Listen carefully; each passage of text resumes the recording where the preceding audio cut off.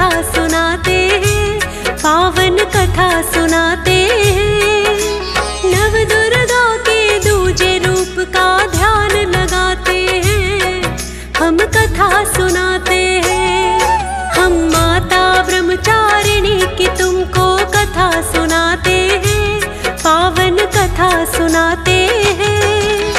नव दुर्गा के दूजे रूप का ध्यान लगाते हैं, हम कथा सुनाते हैं।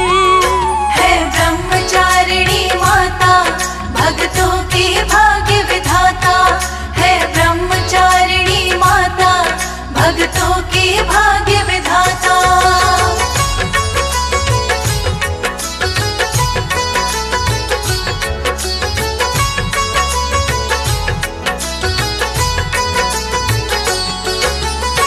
प्रिय भक्तजनों, आज हम आपको माता ब्रह्मचारिणी की कथा सुनाएंगे।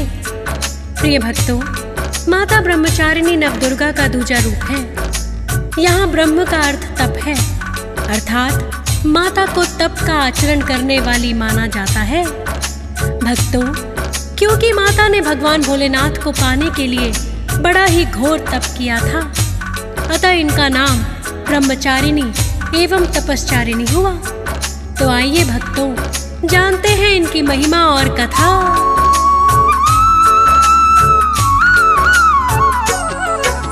ज्योतिर्मय और भव्य रूप है माँ का बड़ा निराला। बाएं हाथ में लिया कमंडल, दाहिने में जपमाला। जिन पर माता ब्रह्मचारिणी कृपा करती है, त्याग तपस्या संयम की उन्हें शक्ति मिलती है। दूजे नवरात्रे में करते इसी रूप का ध्यान, अपने सभी भक्तों का माता करती है कल्याण। माता के इस रूप का जो भी सच्चा ध्यान लगाए, विचलित नहीं मन होता चाहे परिस्थिति जो आए। विपदाओं से पार भक्त वो पा ही जाते हैं, पावन कथा सुनाते हैं। नव दुर्गा के दूजे रूप का ध्यान लगाते हैं, हम कथा सुनाते हैं। है ब्रह्मचारिणी माता भक्तों की भाग्य विधाता, है ब्रह्मचारिणी माता भक्तों की भाग्य विधाता।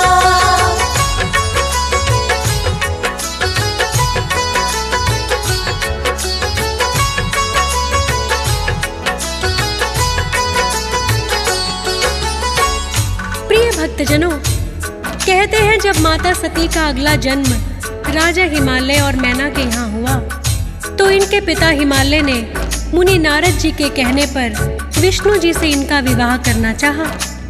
किंतु माता तो सदैव भोलेनाथ की अर्धांगिनी है, अतः जब इनको पता चला तो इन्होंने अपनी सखियों से कहा कि मैं भोलेनाथ के सिवा किसी के बारे में सोच भी नहीं सकती। तब इनकी सखियां गुप्त रूप से इन्हें एक वन में लेकर आईं, जहाँ ब्रह्मचारिणी रूप में माता ने हजारों वर्ष कठिन तपस्या करके भोलेनाथ को मनाया था, तभी ब्रह्मचारिणी कहलाई। भक्तों, इनकी पूजा से ऐसे ही कठिन तपस्या करने की शक्ति मिलती है। आइए भक्तों, जानते हैं माता ब्रह्मचारिणी की पूजा विधि।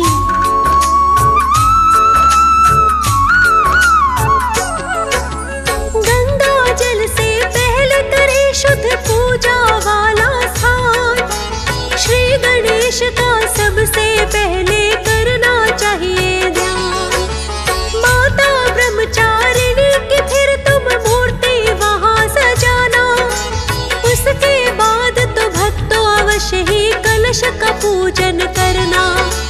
पंचामृत से माता को फिर तो स्नान कराए, रोली चंदन अक्षत से फिर टीका इन्हें लगाए।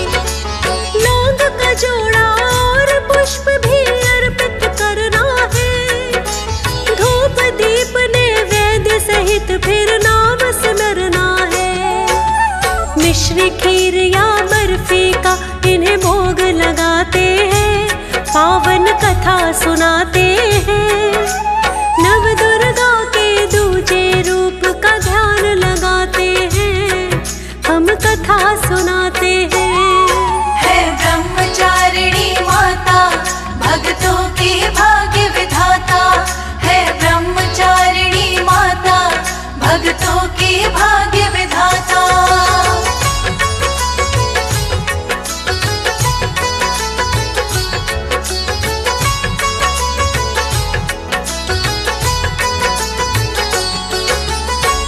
प्रिय भक्तजनों, माता को श्वेत रंग बड़ा ही भाता है, अतः षोडशोपचार से पूजन करने के पश्चात इन्हें मिश्री, खीर अथवा खोए की बर्फी का भोग लगाया जाता है और कम से कम 108 बार माता के इस मंत्र का जाप किया जाता है।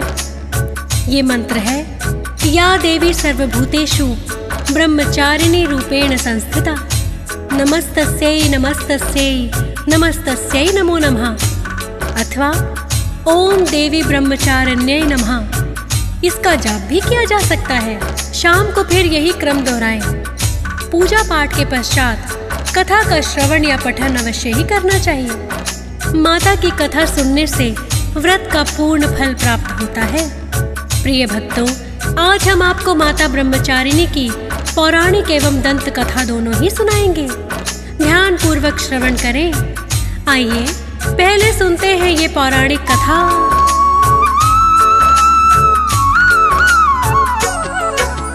पूर्व जन्म में इनके पिता थे राजा दक्ष प्रजापति, उनकी ही तो ये पुत्री थी और था नाम सती। दक्ष प्रजापति की थी भक्तों 84 कन्याएं, होने लगी सयानी तो सबका ही विवाह रचाए। माता सती को किंतु भोलेनाथ ही भाते हैं, लेकिन दक्ष प्रजापति को ये पसंद न आते हैं। भोलेनाथ से ही माता ने फिर है विवाह रचाया, चाहे निर्णय इनके पिता को पसंद नहीं आया। करके विवाह भोले उनको कैलाश ले जाते हैं, पावन कथा सुनाते हैं। नव दुर्गा के दूजे रूप का ध्यान लगाते हैं, हम कथा सुनाते हैं। है ब्रह्मचारिणी माता भक्तों की भाग्य विधाता, है ब्रह्मचारिणी माता भक्तों की भाग्य विधाता।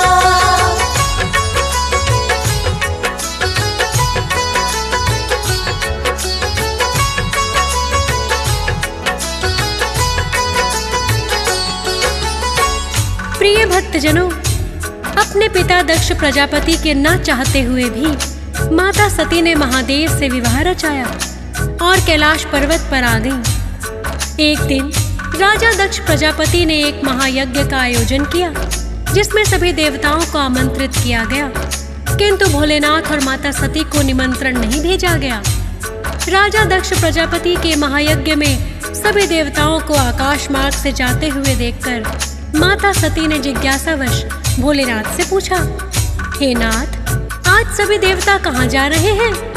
तब भोलेनाथ ने कहा, हे देवी, आपके पिता के यहाँ महायज्ञ का आयोजन है, सभी देवता वहीं जा रहे हैं। इतना सुनकर माता सती भोलेनाथ से कहने लगी,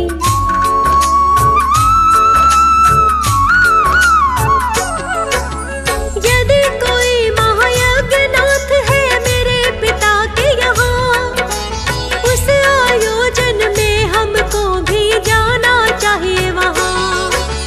भोलेनाथ ने परमाता को ये समझाया है, कोई निमंत्रण आपके पिता का हमें न आया है।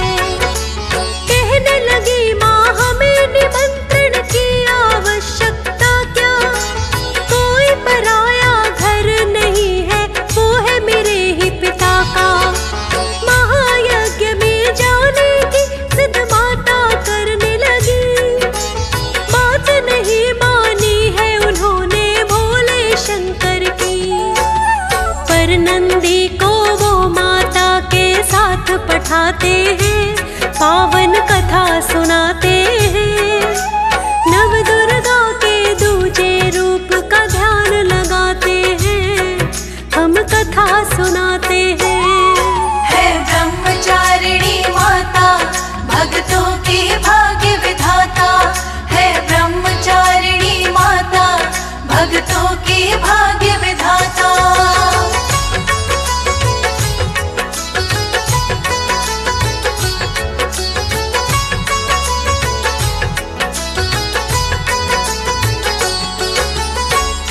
प्रिय भक्तजनों, बहुत जिद करने पर भोलेनाथ ने अकेले ही माता सती को यज्ञ में जाने की आज्ञा दे दी और उनके साथ नंदीश्वर को भी भेज दिया।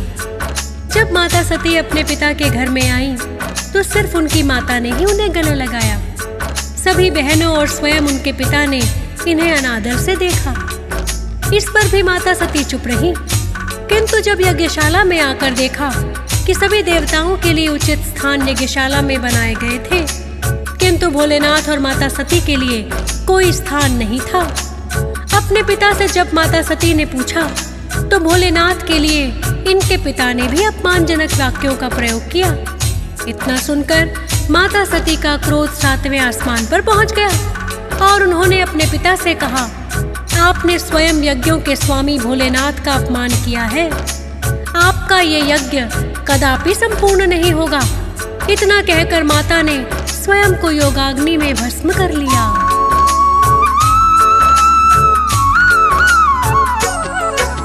भोलेनाथ के क्रोध की फिर तो भड़क गई ज्वाला। क्रोधित होकर पहुंच गए हैं भोले यज्ञशाला। अपनी एक जटा से उन्होंने वीरभद्र को बनाया, राजा दक्ष के शीश को ही जिसने है काट गिराया। और यज्ञशाला का भी उन्होंने विध्वंस कर दिया। क्रोध शांत पर भोलेनाथ का अब तक नहीं हुआ।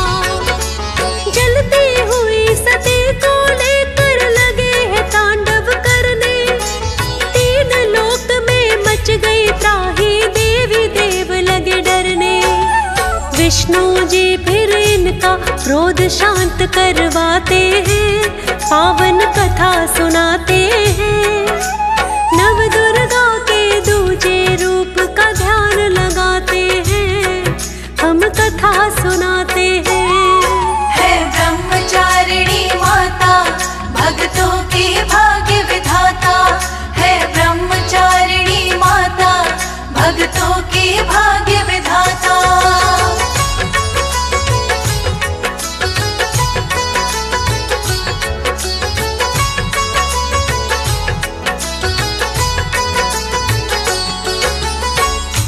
प्रिय भक्तजनों, माता सती की जलती हुई काया को लेकर जब भोलेनाथ तांडव करने लगे, तो तीनों ही लोकों में त्राही त्राही मच गई।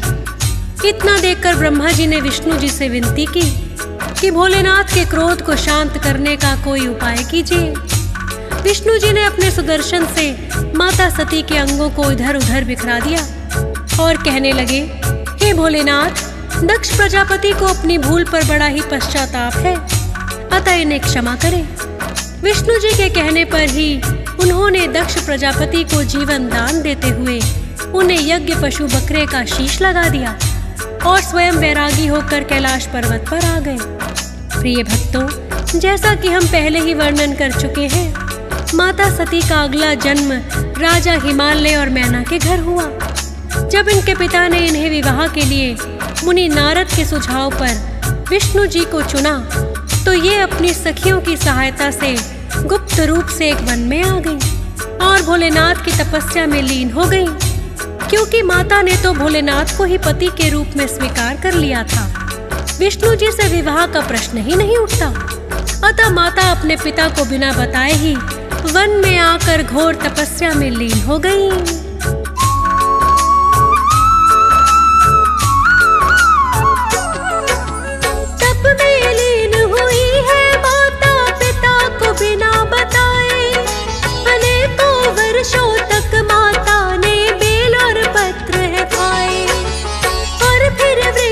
सूखे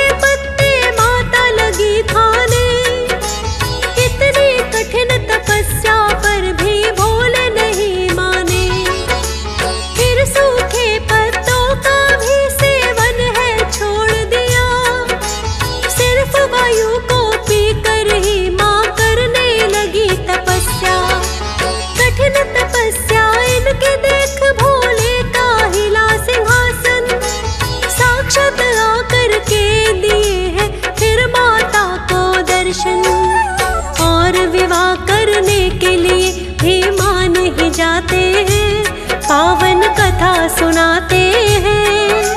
नव दुर्गा के दूजे रूप का ध्यान लगाते हैं, हम कथा सुनाते हैं।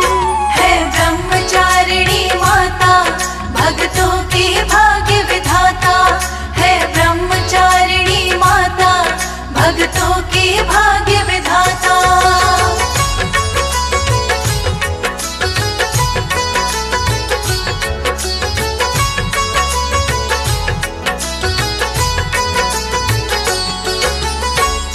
प्रिय भक्तों, माता पार्वती की कठिन तपस्या देखकर अंत में भोलेनाथ को मानना ही पड़ा।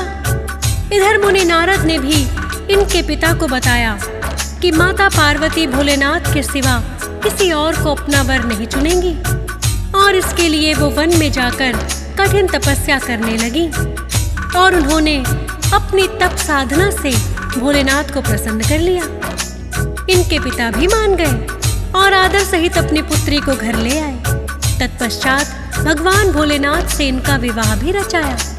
प्रिय भक्तों, भोलेनाथ को मनाने के लिए माता ने जो घोर तपस्या की थी, किसी कारण इनका नाम तपश्चारिणी अथवा ब्रह्मचारिणी हुआ। और माता पार्वती के इसी रूप की पूजा दूसरे नवरात्रे में करते हैं। जिस प्रकार माता ने अपने तप और त्याग से भोलेनाथ को प्रसन्न कर लिया, माता के इस रूप की पूजा करने वाले भक्तों को तप और त्याग करने की शक्ति प्राप्त होती है। प्रिय भक्तों, ये थी माता ब्रह्मचारिणी की पौराणिक कथा। आइए सुनते हैं माता की एक और दंत कथा।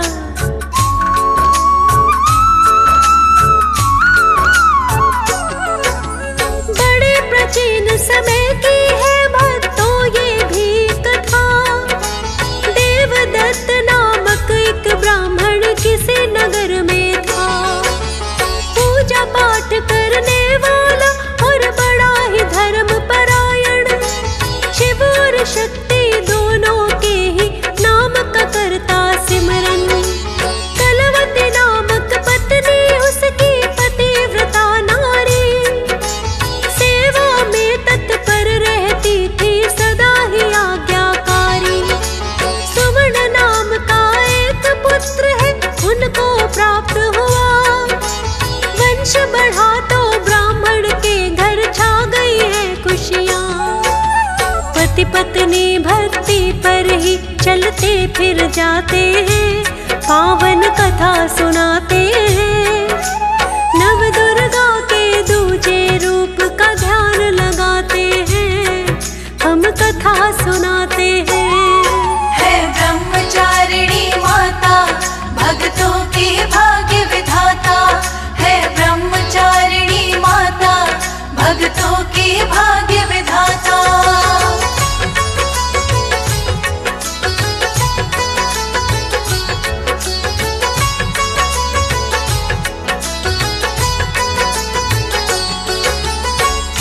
प्रिय भक्तजनों, समय के साथ ही सुवर्ण बड़ा हुआ तो देवदत्त ने उसे एक गुरुकुल में शिक्षा प्राप्त करने के लिए भेज दिया। कुछ वर्षों पश्चात सुवर्ण ने अपनी शिक्षा भी पूर्ण कर ली और वो वापस आकर माता पिता के पास नगर में लौट आया। अब अपने माता पिता के समान उसने भी पूजा पाठ में रुचि लेना शुरू कर दिया था। कुछ दिनों के पश्चात एक योग्य ब्राह्मण कन्या देखकर देवदत्त ने सुवर्ण का विवाह भी कर दिया।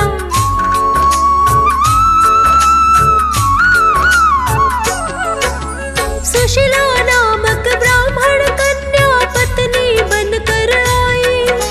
सुंदर पत्नी को पाकर वो हुआ प्रसन्न बड़ा ही। प्रेम बड़ा ही अपनी पत्नी से वो करता है। सुबह शाम पर माता का वो नाम सिमरता है। क्योंकि बचपन से ही मन में थी भक्ति की भावना, किंतु पत्नी सुशीला की थी और ही मनोकामना।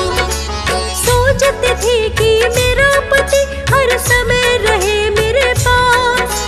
पूजा और पाठ में उसका कम ही था विश्वास। सुवर्ण के माता पिता बात को जान न पाते हैं, पावन कथा सुनाते हैं।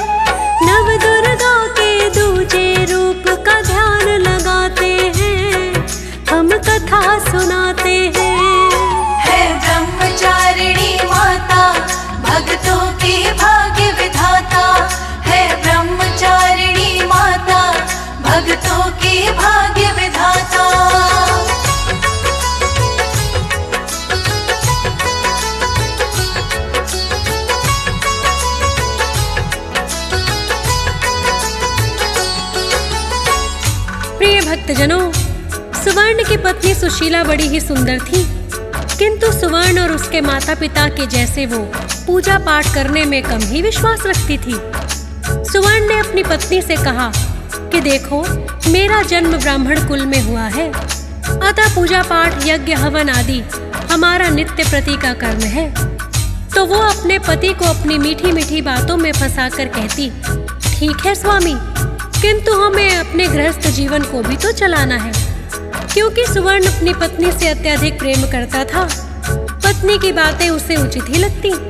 धीरे धीरे पति पत्नी का प्रेम बढ़ता गया और कुछ दिनों में वो अपने पत्नी प्रेम में इतना मग्न हुआ कि पूजा पाठ से उसका ध्यान भंग होने लगा। पत्नी प्रेम में सुवर्ण का जब ध्यान भटकने लगा तो उसके पिता देवदत्त को ज्ञात हो गया कि सुवर्ण पत्नी प्रेम में मोहित होकर अपने पथ से भटक रहा है। तो देवदत्त अपने पुत्र को समझाने का कोई उपाय सोचने लगा। उसने सोचा, क्यों न पुत्र से इस बारे में पूछा जाए। एक दिन देवदत्त ने इस बारे में अपने पुत्र को पूछ ही लिया, हे पुत्र, क्या तुम अपनी पत्नी प्रेम में पथ भ्रष्ट तो नहीं हो रहे हो? सुवर्ण को उसके माता पिता ने बहुत ही अच्छे संस्कार दिए थे। उसने अपने पिता से कुछ न छुपाया और सब सच बता दिया।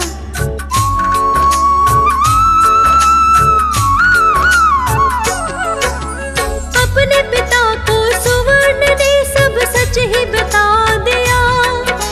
बोला, पत्नी प्रेम में मैं भक्ति से विमुख हुआ। कहते हैं वो अभी हमारा गृहस्थ आश्रम है। पूजा पाठ के लिए बड़ा सारा ही जीवन है। पूजा पाठ में इसीलिए मेरा मन नहीं लगता। मुझे बताए आप पिताश्री, इसका उपाय क्या? आपको मुझसे अधिक पिताश्री धर्म कर्म का ज्ञान। पत्नी प्रेम के कारण मुझ में उपज रहा ज्ञान। फिर तो देवदत्त अपने पुत्र को उपाय बताते हैं, पावन कथा सुनाते हैं। नव दुर्गा के दूजे रूप का ध्यान लगाते हैं, हम कथा सुनाते हैं। है ब्रह्मचारिणी माता, भक्तों की भाग्य विधाता। है ब्रह्मचारिणी माता, भक्तों की भाग्य विधाता।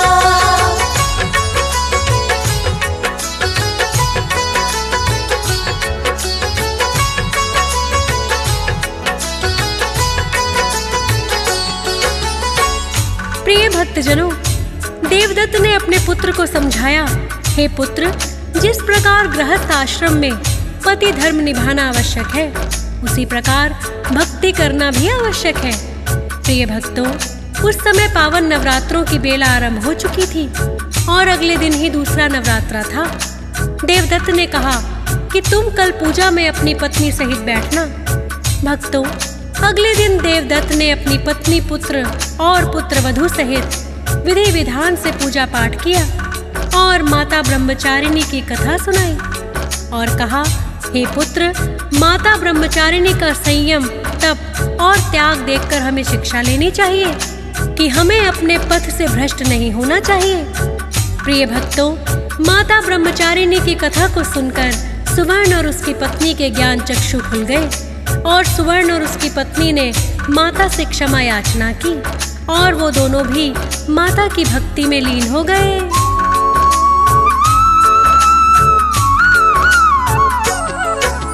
ब्रह्मचारिणी माता की कथा जो पिता ने सुनाई, सुवर्ण और उसकी पत्नी ने सद्बुद्धि है पाई। इतना जानकर पिता देवदत्त प्रसन्न हो गए हैं।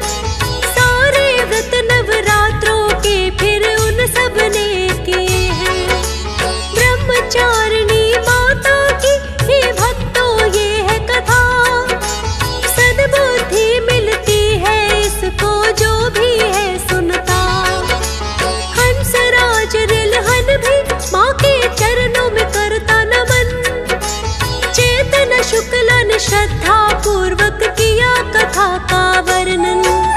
फौजी सुरेश भी माता की ही कृपा पाते हैं, पावन कथा सुनाते हैं। नव दुर्गा के दूजे रूप का ध्यान लगाते हैं, हम कथा सुनाते हैं। है ब्रह्मचारिणी माता, भक्तों की भाग्य विधाता। है ब्रह्मचारिणी माता, भक्तों की भाग्य विधाता। हम माता ब्रह्मचारिणी की तुमको कथा सुनाते हैं, पावन कथा सुनाते हैं। नव दुर्गा के दूजे रूप का ध्यान लगाते हैं, हम कथा सुना